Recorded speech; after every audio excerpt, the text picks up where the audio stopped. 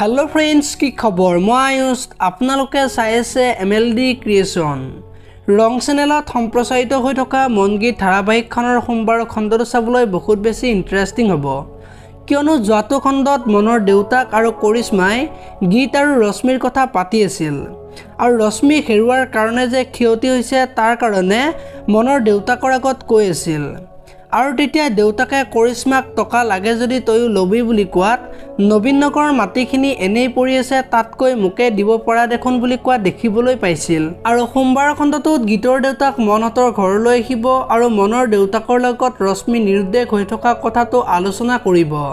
আৰু ৰশ্মিক বিচৰাত সহায় কৰা কথা ক'ব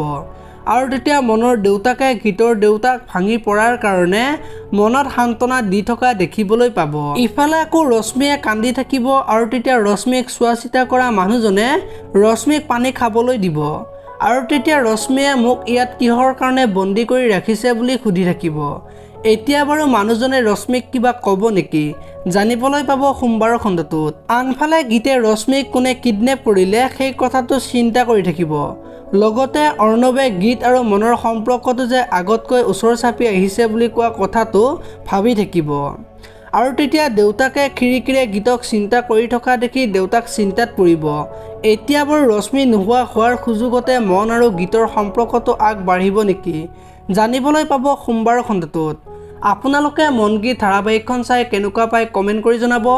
যদি আপোনালোকে এতিয়ালৈকে ভিডিঅ'টো লাইক কৰা নাই লাইক এটা কৰি দিব আৰু যদি চেনেলটো প্ৰথমবাৰৰ বাবে চাই আছে তেনেহলে চেনেলটো সাবস্ক্ৰাইব কৰি বেল আইকনটো প্ৰেছ কৰি দিব ধন্যবাদ।